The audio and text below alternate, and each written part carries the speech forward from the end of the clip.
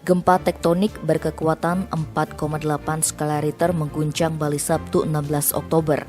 Gempa yang terjadi sekitar pukul 4:18 dan berpusat di 8 km arah barat Laut Karangasem mengakibatkan sejumlah rumah warga rusak dan beberapa warga mengalami luka-luka, seperti Desa Pempatan di Kecamatan Rendang dan Desa Ban di Kecamatan Kubu, Karangasem. Berbekal Pempatan, Inengah Sutu mengatakan sejumlah rumah dan berajan milik warga dilaporkan rusak berat. Sedangkan berbekal Desa Ban, Igede Tamu Sugiantar mengatakan guncangan keras akibat gempa tersebut dirasakan warga Dusun Daya, Cegi, Gelundungan, Dharma Aji, dan Manik Aji.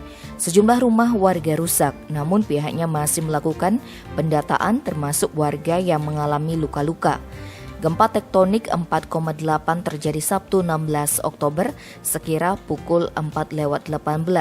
Selain dirasakan sebagian besar warga Karangasem, gempa juga terasa hingga Denpasar dan beberapa wilayah Lombok, Nusa Tenggara Barat. Berdasarkan keterangan yang diterima dari BMKG, gempa ini berlokasi di darat dengan jarak 8 km barat Laut Karangasem, Bali pada kedalaman 10 km.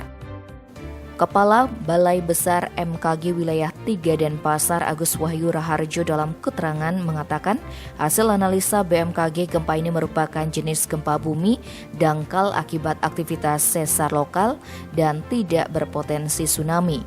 Sementara itu pelaksana tugas Kepala Pelaksana BPBD Karangasem Ide Ketut Arimbawo menyebut hasil laporan dampak gempa memang terjadi kerusakan sejumlah rumah, yakni di Desa Ban Kecamatan Kubu dan Pempatan Kecamatan Rendang.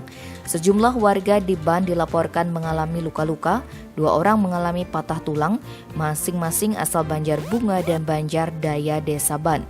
Begitu pula kerusakan bangunan dialami warga di Desa Tianyar, Kecamatan Kubu, dan Sibetan, Kecamatan Bebandem.